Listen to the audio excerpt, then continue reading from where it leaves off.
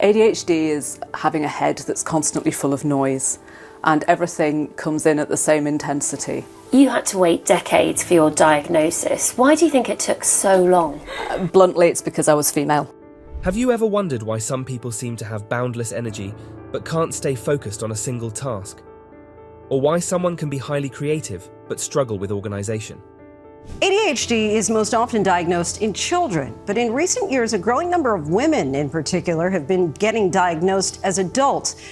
If you've asked these questions, you might be curious about what's really happening inside the ADHD brain. In today's video, we're going to take you on a journey into the complexities of attention deficit hyperactivity disorder, or ADHD. It's more than just being distracted or hyperactive. It's a fascinating, intricate condition that affects the very wiring of the brain. We'll explore the hidden science, from neurotransmitters like dopamine and serotonin to the role of genetics and environment. Whether you're living with ADHD or know someone who does, trust me, you're about to have your mind blown. Stick around because we'll be uncovering the mysteries behind the ADHD brain, and you might just see the world in a whole new way by the end of this video. Before we dive into the science, let's get clear on what ADHD really is. For years, ADHD has been reduced to a simple label: the kid who can't sit still, or the person who can't pay attention. But there's much more to the story. ADHD isn't just a disorder of distraction, it's a disorder of self-regulation. Imagine your brain as a traffic system. For most of us, the traffic lights and signals work fine.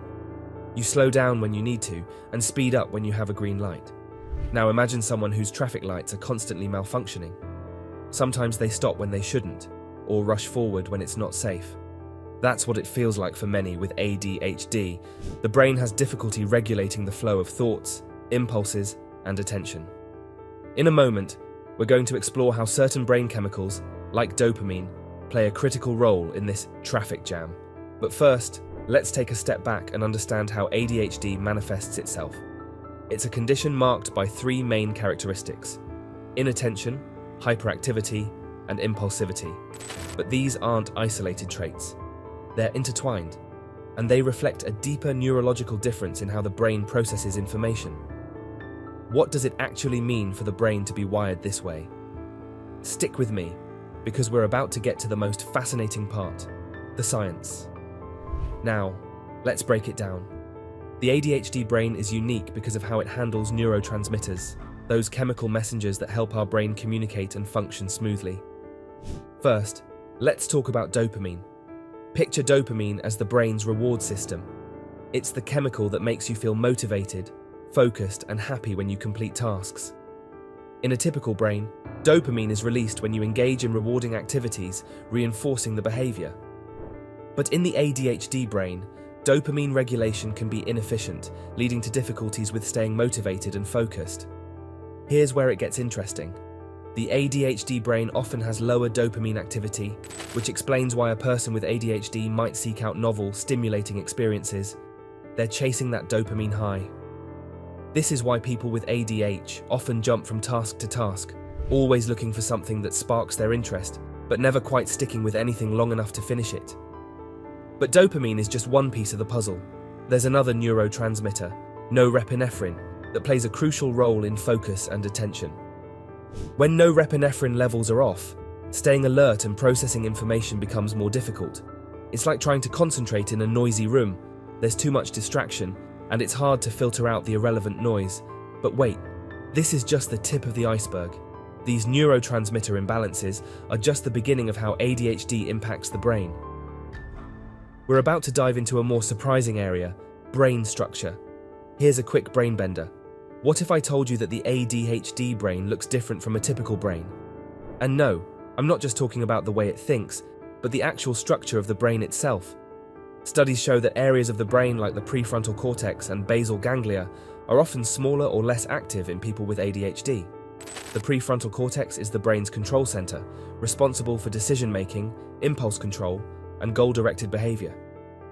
In ADHD, this area often doesn't work as efficiently, which explains why individuals with ADHD can struggle with self-regulation, planning, and organizing. The basal ganglia, on the other hand, is involved in movement and reward. Its dysfunction is linked to the impulsivity and hyperactivity that's characteristic of ADHD. But hold on, it gets even more intriguing. How does all this come together? Well, we haven't even begun to explore how genetics and environment influence these brain differences. Now that we know what's going on inside the brain, let's shift gears. You might be wondering, is ADHD purely a result of brain structure and chemistry, or does something else come into play? What if I told you that your environment, your genes, and even your life experiences could determine how ADHD plays out? Stay tuned, because this part is going to surprise you. This is where the story gets even more fascinating. ADHD doesn't just come from the brain itself. It's influenced by a combination of genetics and environmental factors. That means ADHD isn't just a bad habit or a bad personality trait. It's often something deeply ingrained in a person's genetic makeup. Genetics play a huge role in ADHD. Studies have shown that up to 80% of ADHD cases have a genetic basis. In fact, ADHD often runs in families. Certain genes related to dopamine regulation, like the dopamine transporter gene, DAT1, and dopamine receptor gene, DRD4, are commonly found in people with ADHD. But genetics aren't the whole story. Environmental factors can also influence the severity of ADHD. Exposure to toxins, prenatal factors like smoking or alcohol use, and even early childhood trauma can play a role in how ADHD manifests. For instance, children who grow up in chaotic or stressful environments may experience more severe symptoms. Here's the kicker. Despite all these challenges, people with ADHD often possess unique strengths. Their brains are wired for creativity, innovation, and out-of-the-box thinking. In fact, many individuals with ADHD excel in careers that require high energy and unconventional problem-solving, such as entrepreneurship or the arts. The ADHD brain is often more adaptable, more resilient, and yes, even more imaginative. But how do we thrive with ADHD? Well, it starts with understanding and acceptance. With the right tools and strategies, anyone with ADHD can learn to manage their symptoms and harness their strengths. So what's the takeaway from all this? The ADHD brain is not broken. It's different. It's a brain that thinks, feels, and reacts in ways that may seem unconventional. But in many ways, it's just as brilliant, just as capable, and just as valuable as any other brain. Now, we'll talk about how to manage ADHD, explore the tools that can help improve focus, productivity, and emotional regulation. Because yes, thriving with ADHD is not just possible, it's highly achievable. Managing ADHD and thriving with it is absolutely achievable with the right strategies in place.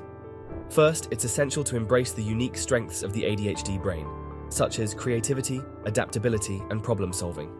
Rather than focusing on perceived deficits, we can leverage these traits to our advantage.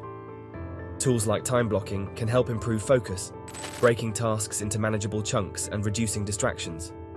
Additionally, using external reminders, like alarms or to-do lists, can keep important tasks front of mind. Mindfulness practices like meditation can also be incredibly beneficial, helping to regulate emotions and improve impulse control. Regular exercise is another powerful tool, as it boosts dopamine and norepinephrine levels, helping with focus and emotional regulation. In terms of productivity, structured routines are essential, as they provide the predictability and organization that an ADHD brain craves. It's also important to accept that ADHD may require a different approach to tasks. For example, some may find that a more flexible work environment or frequent breaks are essential for staying engaged. Seeking support from a therapist or coach who specializes in ADHD can also help develop personalized strategies to stay organized, manage stress, and regulate emotions. Thriving with ADHD is about harnessing these tools, embracing your brain's wiring, and building a life that works for you. And there you have it, practical tools and strategies to help manage ADHD and unlock your full potential. Remember, ADHD isn't a limitation. It's a different way of thinking, and with the right approach, you can turn its challenges into strengths. If this video helped you or gave you a fresh perspective, don't forget to like, share, and subscribe for more content like this. Let's keep the conversation going. Drop a comment below about the strategies that have worked for you or someone you know. Thanks for watching, and I'll see you in the next video.